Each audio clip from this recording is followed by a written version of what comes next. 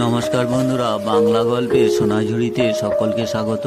এই হচ্ছে ভিন্ন স্বাদের গল্প শোনার আসল মজা। প্রিয় বন্ধুরা, আজ আমরা শীর্ষেন্দু মুখোপাধ্যায়ের ভারী একটি সুন্দর গল্প শুনব। গল্পের নাম নয়নপুরের রাস্তা।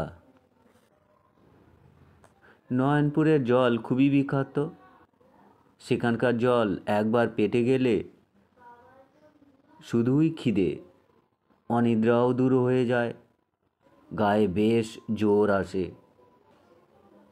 আর মেজাজটাও খিটখিটে থাকে না। সেই জলের লোভেই নয়নপুরে অনেকে এসে হাজির হয়। জল ভালো ঠিকই, তা বলে নয়নপুর যে খুব ভালো জায়গা তা কিন্তু নয়। চুরি ডাকাতি ছিনতাই ছাড়াও অন্য কিছু ব্যাপার আছে, তা লোকে প্রকাশ্যে বলতে চায় না, কিন্তু আছে।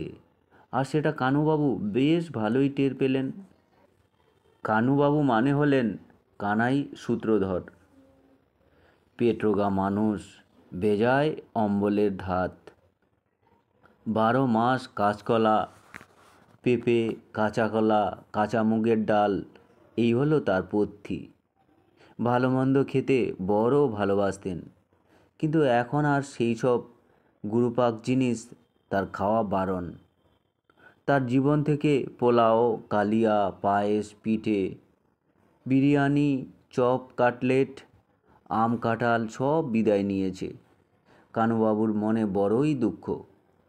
তাই তার শালা ফটিক যখন নয়নপুরের স্কুলে মাস্টারি চাকরি পেয়ে সেখানে গিয়ে কয়েকদিন পরেই চিঠি লিখে জানালো যে নয়নপুরে এলেই পেটের রোগ সব সেরে যাবে, তখনই কানুবাবু নয়নপুরে যাওয়ার তোড়জোড় শুরু করেছিলেন।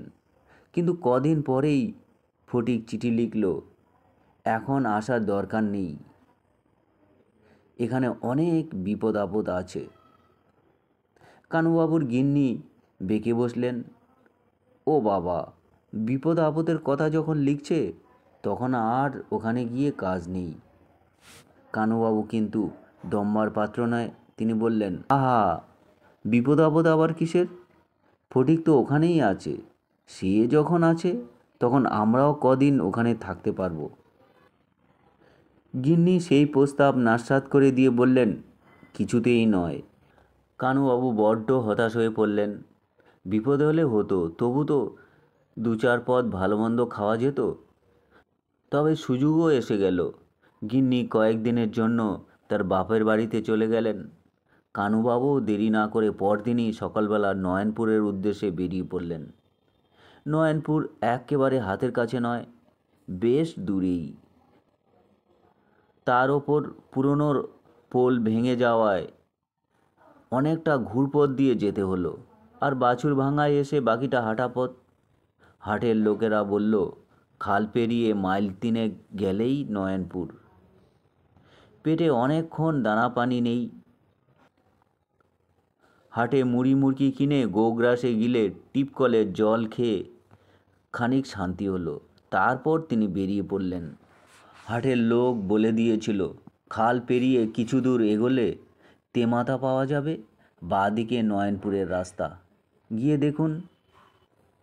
তেমাথায় এসে কানুবাবু একজন লম্বা মতো লোককে দেখতে পেলেন। গরু নিয়ে বাড়ি ফিরছে বলে মনে হলো। চাষিবাসী লোকই হবে। ও মশাই, এটা কি নয়নপুরের রাস্তা? আগে কাল অবধি তো ওটাই ছিল, আজ বলতে পারি নে। কানুবাবু ফাপড়ে পড়ে গেলেন। এ আবার কুন্দেশি জবাব। ও মশাই, রাস্তা কি রাতারাতি বদলে যায় নাকি? লোকটা গোমরা মুখে বলল, তা কত কিছু হয়। কানুবাবু একটু ভয়েই বাঁ দিকের রাস্তাটাই ধরলেন। মাইলখানেক যাওয়ার পর অবাক হয়ে দেখলেন সেই লোকটাই ফের গরু নিয়ে উল্টো দিক থেকে আসছে। এরকম তো হবার কথা নয়। কানুবাবু স্পষ্ট দেখছেন লোকটা গরু নিয়ে ডানহাতি রাস্তার উল্টো দিকে যাচ্ছিল। এতটা উজিয়ে এলো কিভাবে? ও মশাই, এটা কি হচ্ছে বলুন তো? আপনাকে তো আমি অনেক পিছনে ফেলে এসেছি, তাহলে মুখোমুখি দেখা হয়ে যাচ্ছে কিভাবে? লোকটা তেমনি রসকসহীন মুখে বলল, রাস্তা তো তা আর আমি তৈরি করিনি, এখানে রাস্তা নিজে নিজেই তৈরি হয়ে যায়। এটা কি তবে নয়নপুরের রাস্তা নয়? নয়নপুর না হোক, কোথাও না কোথাও তো গেছে। লোকটা তাকে মুখোমুখি পেরিয়ে উল্টো দিকে চলে গেল। আরও মাইলখানেক হাঁটলেন কানুবাবু। কোথাও লোকালয় তার চোখে পড়ল না, কিন্তু একটা তেমাথা পেলেন, অবিকল আগেরকার তেমাথার মতোই। আর কি আশ্চর্য, সেই লোকটাই তার গরুর গলায় দড়ি ধরে উল্টো দিক থেকে আসছে। ও মশাই, এটা হচ্ছে কি? লোকটা বিন্দুমাত্র অবাক না হয়ে নির্বিকার মুখে বলল, রাস্তা উল্টো দিকে গেলে কি করা যাবে বলুন? আমি যে নয়নপুরে যাব, সন্দেহ হয়ে এলো যে। নয়নপুরে যেতে কেউ তো আপনাকে নিষেধ করেনি, আর সময় হলে সন্ধে তো নামবেই, তাতে তো কারো হাত নেই। আপনি আসলে কে মশাই? আমি একজন লোক, বলে লোকটা ফের উল্টো দিকে চলে গেল। কানুবাবু ভারী অবাক হয়ে দাঁড়িয়ে পড়লেন। বুঝতে পারলেন কোথাও একটা ভারী ধাঁধা কাজ করছে।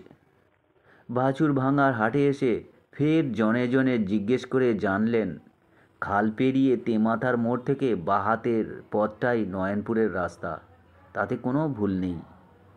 তাহলে ভুলটা যে কোথায় তা ভাবতে ভাবতে তিনি রাতেই বাড়ি ফেরার গাড়ি ধরলেন।